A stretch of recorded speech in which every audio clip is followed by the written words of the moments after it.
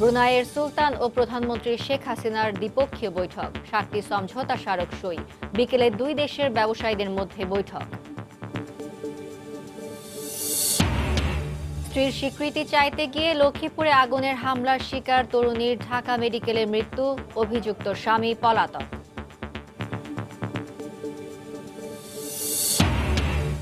এবং মাওয়ার ইয়ার্ড থেকে জাজিরা প্রান্তে পিলারের দিকে নিয়ে যাওয়া হচ্ছে 11তম স্প্যান। কাল বসানো হলে দৃশ্যমান হবে 1650 মিটার।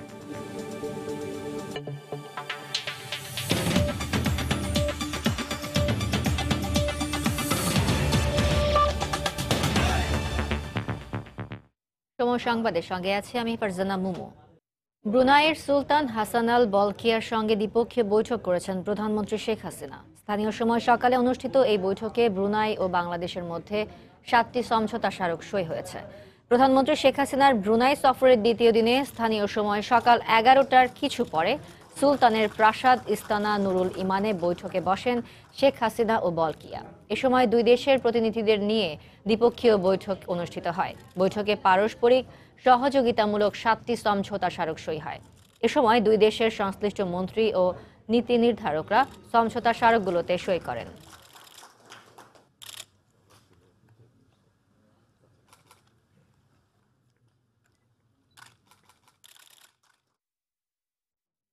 সময় সংবাদে আরো থাকছে, ঠাকুরগাঁও সীমান্তে বিএসএফ এর গুলিতে এক বাংলাদেশি নিহত, ভারতে ধরে নিয়ে যাওয়া হয়েছে একজনকে।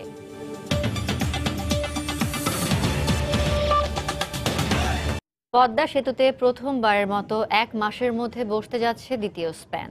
সকালে মাওয়ার ইয়ার্ড থেকে জাজিরা প্রান্তে পিলারের দিকে নিয়ে যাওয়া হচ্ছে 11তম স্প্যান।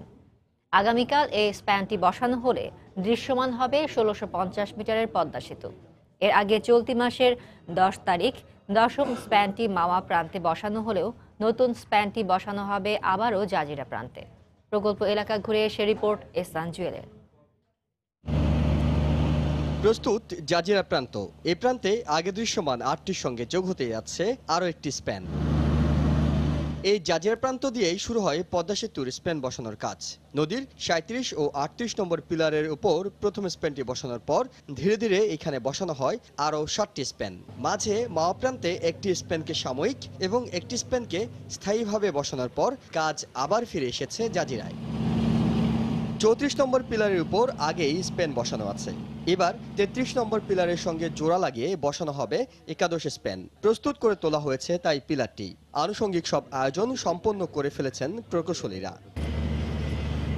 তবে হঠাৎ আসা কালবৈশাখী ঝড় এবং স্পেনবাহী ক্রেন চলাচলে নদীতে নাব্য সংকট তৈরি হওয়ায় জাজিরা প্রান্তে সবশেষ স্প্যানটি বসাতে 2 দিন সময় লেগেছিল। বিষয়টি মাথায় রেখেই প্রস্তুত সেতু কর্তৃপক্ষ। আমাদের টার্গেট কালকে নাও হইতে পারে, পরশু দিনে চলে যেতে পারে। এখানে এত অনেক খুঁটিনাটি জিনিস আছে, হ্যাঁ ধরে নিয়ে ইনশাল্লাহ আমরা কালকেই করবো, এটাই আমাদের টার্গেট। এখন যতই সময় যাচ্ছে এটা দৃশ্যমান হচ্ছে, মানুষ আস্তে আস্তে আরও বেশি আশাবাদী হচ্ছে। এটাই আমাদের পাওয়া যে ঠিক আছে, মানুষের আগে যে কনফিডেন্সটা ছিল না হবে কি হবে না, দিন দিন কনফিডেন্সটা বাড়তেছে। মাওয়া প্রান্তে স্প্যান বসাতে নদীর পাড় থেকে দূরত্ব বেশি না হওয়ায় যেদিন স্প্যান বসানো হয় সেদিনই এটি ইয়ার্ড থেকে নিয়ে যাওয়া হয়। তবে জাজিরা স্প্যানটি নির্ধারিত পিলারের কাছে নিয়ে যেতে 5 কিলোমিটারের বেশি পথ পাড়ি দিতে হবে বলে সোমবার সকালেই রওনা দিয়েছে স্প্যানবাহী ক্রেন। নদীর দুই প্রান্তে এখন একসঙ্গে বসানো হচ্ছে স্প্যান। সময়ের সাথে সাথে পাল্লা দিয়ে তাই বাড়ছে সেতুর দৈর্ঘ্য। 11 এই স্প্যানটি বসানোর মধ্য দিয়ে আপাতত দৃশ্যমান হচ্ছে 1650 মিটারের সেতু। তবে আসার কথা হলো আগে একটির পর অন্য একটি স্প্যান বসাতে যে দীর্ঘ বিরতি পড়তো সেটি এখন অনেক বেশি কমে এসেছে।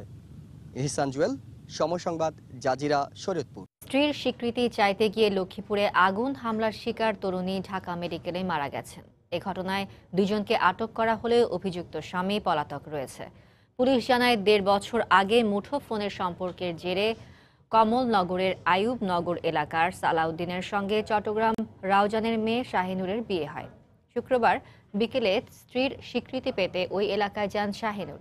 এ সময় সালাউদ্দিনের আগের স্ত্রী ও 2 সন্তানের সামনে স্ত্রীর মর্যাদা দাবি করলে সালাউদ্দিনের সঙ্গে বাক বিতণ্ডা হয় তার। পরে রোববার বিকেলে ইউপি মেম্বারের কাছে গেলে বিয়ের কাগজপত্র আনতে পরামর্শ দেয়া হয়। কিন্তু কাগজ আনতে যাওয়ার কিছুক্ষণ পরেই তার শরীরে কেরোসিন ঢেলে আগুন ধরিয়ে দেওয়ার খবর পাওয়া যায়। পরে স্থানীয়রা তাকে উদ্ধার করে প্রথমে উপজেলা স্বাস্থ্য কমপ্লেক্সে ও পরে সদর হাসপাতালে ভর্তি করে। প্রাথমিক চিকিৎসা শেষে আশঙ্কাজনক অবস্থায় তাকে ঢাকা মেডিকেলে আনা হলে চিকিৎসাধীন অবস্থায় তার মৃত্যু হয়।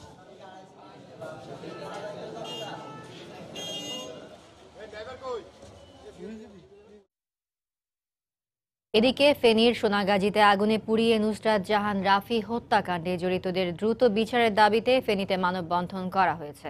সকালে শহরের শহীদ মিনারের সামনে বাংলাদেশ পূজা উদযাপন পরিষদ এ মানববন্ধনের আয়োজন করে।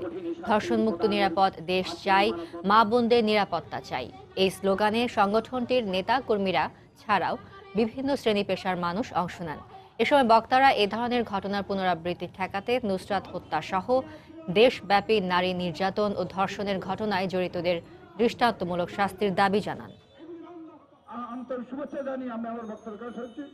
আমাদের আজকের মূল দাবি হচ্ছে নারীর সহিংসতা বন্ধ এবং নুসরাত জাহান রাফিকে যারা নির্মমভাবে আগুনে পুড়িয়ে হত্যা করেছে তো তাদেরকে শাস্তি দিয়ে প্রমাণ করবেন যাতে নুসরাত জাহান রাফির মতো আর কোনো নারী যাতে এভাবে তার প্রতিবাদ করতে গিয়ে যাতে প্রাণ দিতে না হয়। জীবিত একটা মহিলাকে আগুন কেরোসিন দিয়ে ঢেলে মেরে ফেলেছে, এই জন্য আমরা বিচার প্রার্থী। ভবিষ্যতে যেহেতু দর্শন নির্যাতন না হয় এভাবে প্রশাসনিকভাবে আরো জোরালোভাবে ব্যবস্থা নেওয়ার জন্য। হামলার সময় শ্রীলঙ্কায় অবস্থানরত অনেক বাংলাদেশি দেশে ফিরেছেন। এই মুহূর্তে হযরত শাহজালাল আন্তর্জাতিক বিমানবন্দরে আছেন রিপোর্টার সেলিয়া সুলতানা। সরাসরি চলে যাচ্ছি তার কাছে। সেলিয়া,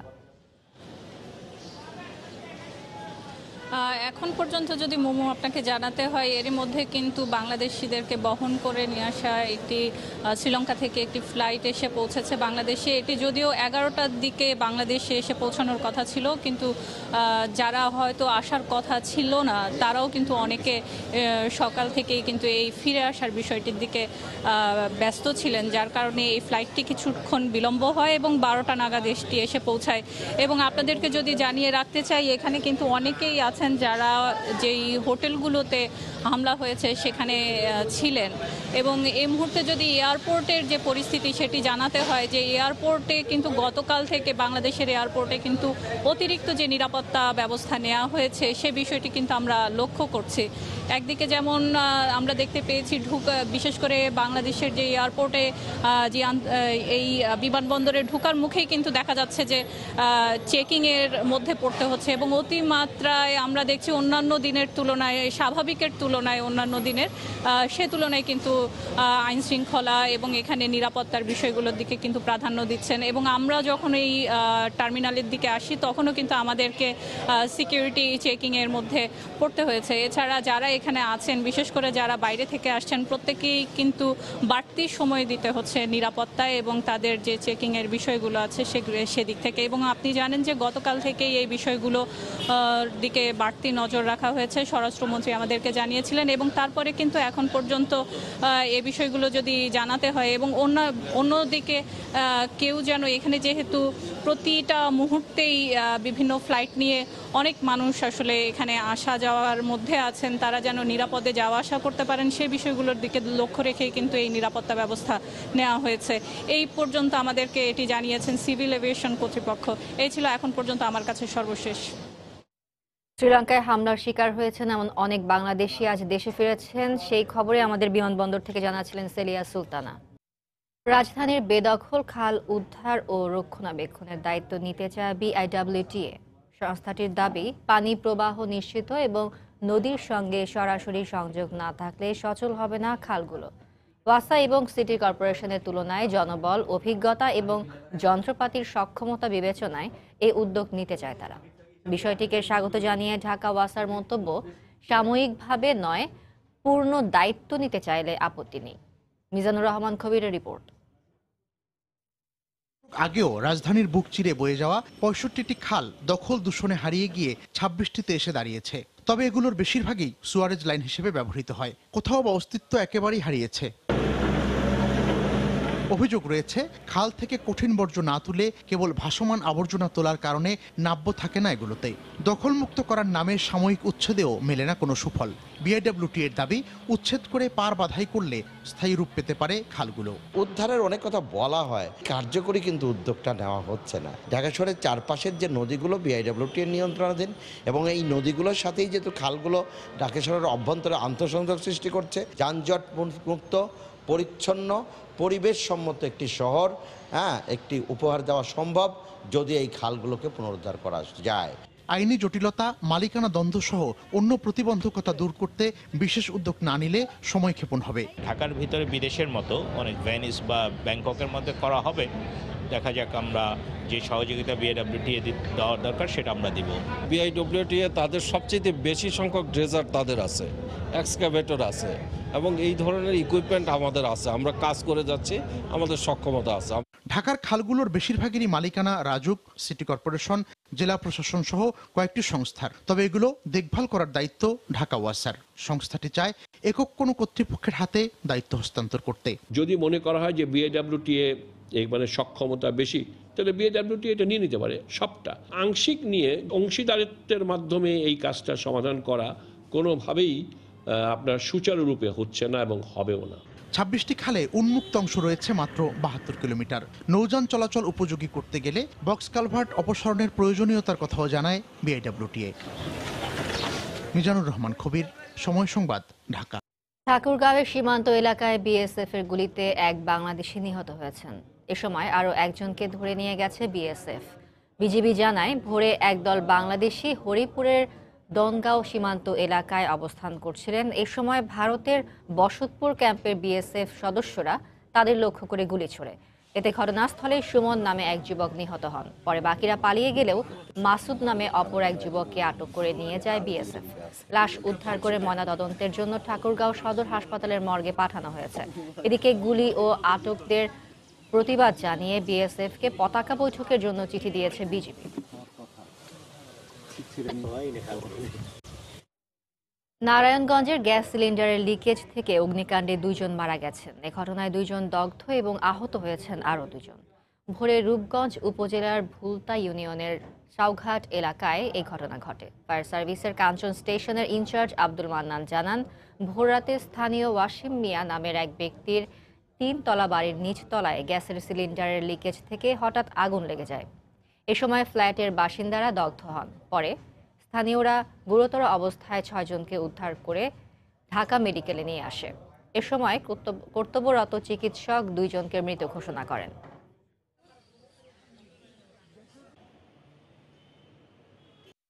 গাড়ি চালায় আসতেছে, আসার সময় পথে দেখতেছি যে পুলিশ সিগন্যাল দেওয়া যে গাড়িতে যেভাবে পারতেছে সেভাবেই যারা আহত হয়েছে ওনাদেরকে উঠাই দিতেছে।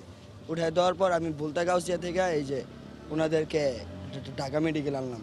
ওরা ব্যাচেলার রুমে ছিল, তো আমি ওই পাশের বিল্ডিংয়ে ছিলাম, শব্দ শুনে আসছি। আমি বুঝি হয়তো গাড়ি অ্যাক্সিডেন্ট হয়েছে, দেখছি না গাড়ি অ্যাক্সিডেন্ট না, গ্যাস সিলিন্ডার। পরে আমাদের পরিচিত জন দেখলাম যে স্বামী তো মারাই গেছে। 6 জন রোগী আমি নিয়ে আসছি এখানে। শরীয়তপুরের চরাঞ্চলে সাবমেরিন ক্যাবলের মাধ্যমে বিদ্যুৎ উৎপাদন কেন্দ্রের ভিত্তিপ্রস্তর উদ্বোধন করা হবে আজ। এই মুহূর্তে সেখানে আছেন রিপোর্টার ওবায়দুল্লাহ মামুন। সরাসরি চলে যাচ্ছি তার কাছে। মামুন, মুমু, আপনি জানেন যে শরীয়তপুরের দুর্গম একটি চরাঞ্চল হচ্ছে চরাত্রা, নপাড়া এবং কাছিকাটা ইউনিয়ন। এই 3টি ইউনিয়নে এই সাবমেরিন ক্যাবলের মাধ্যমে এখানে বিদ্যুৎ সংযোগ দেওয়া হচ্ছে এবং সেই কার্যক্রমের আজকে হচ্ছে ভিত্তিপ্রস্তর উদ্বোধনের আনুষ্ঠানিকতা সেখানে রয়েছে। এটি শরীয়তপুরের নড়িয়া উপজেলায় মূলত রয়েছে। এই চতুর্দিকে হচ্ছে নদী দ্বারা বেষ্টিত একটি চরাঞ্চল। এখানে প্রায় 70,000 মানুষের মতো বসবাস। সেই দুর্গম চরাঞ্চলবাসীকে আসলে বিদ্যুতের আলো দিতে বা বিদ্যুতের আলোয় আলোকিত করতেই এই উদ্যোগটি নেওয়া হয়েছে। এখানকার যে স্থানীয় যে সংসদ সদস্য রয়েছেন উনি মূলত এই উদ্যোগটি আজকে ওই ভিত্তিপ্রস্তর উদ্বোধন করবেন। তো আমরা এই মুহূর্তে সরাসরি আসলে চলে যেতে চাই পানি সম্পদ মন্ত্রণালয়ের মাননীয় উপমন্ত্রী এবং এখানকার স্থানীয় সংসদ সদস্য এনামুল হক শামীম উনি রয়েছেন। ওনার সাথে আসলে আমরা জানতে চাইবো যে এই আজকে যে ভিত্তিপ্রস্তরটি করছেন সেটি আসলে কী পরিমাণ মানুষ এখানকার এই বিদ্যুতের আওতায় আসবেন এবং এটা কবে নাগাদ সম্ভব? আমরা চরাত্রা, নপাড়া, কাছিকাটা এবং কুন্ডের চর, শরীয়তপুরের 4টি ইউনিয়ন এবং মতলবের 2টি ইউনিয়ন আমি ধন্যবাদ জানাই মাননীয় প্রধানমন্ত্রী জননেত্রী শেখ হাসিনাকে, কারণ মাননীয় প্রধানমন্ত্রী জননেত্রী শেখ হাসিনার উদ্যোগ ঘরে ঘরে বিদ্যুৎ।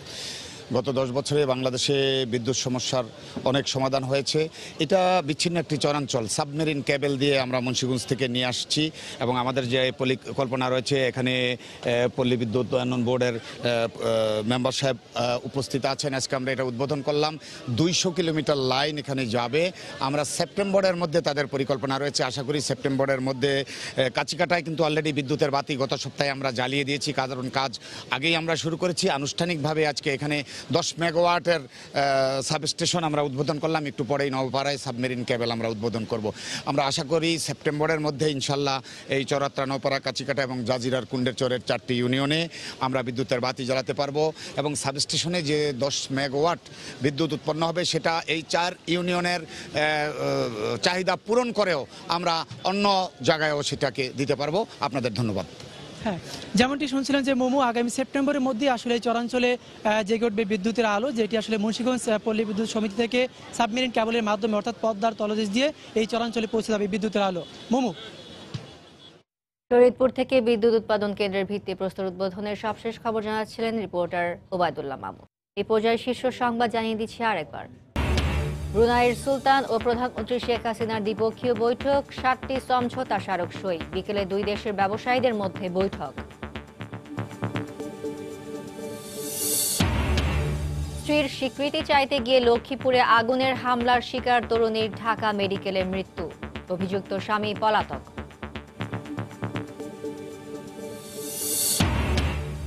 এবং মাওয়ার ইয়ার্ড থেকে জাজিরা প্রান্তে পিলারের দিকে নিয়ে যাওয়া হচ্ছে 11তম স্প্যান। কাল বসানো হলে দৃশ্যমান হবে 1650 মিটার। এই ছিল এখনকার মতো। যে কোনো খবর পেতে ভিজিট করুন সময়.নিউজ.tv। আপনার মোবাইলে সময় সংবাদ দেখতে ও সব খবর পেতে ডাউনলোড করুন সময় অ্যাপ। এছাড়া এইমাত্র পাওয়া খবর মোবাইলে পেতে SMS করুন *বিন লিখে পাঠিয়ে দিন 162 ফটো নম্বরে।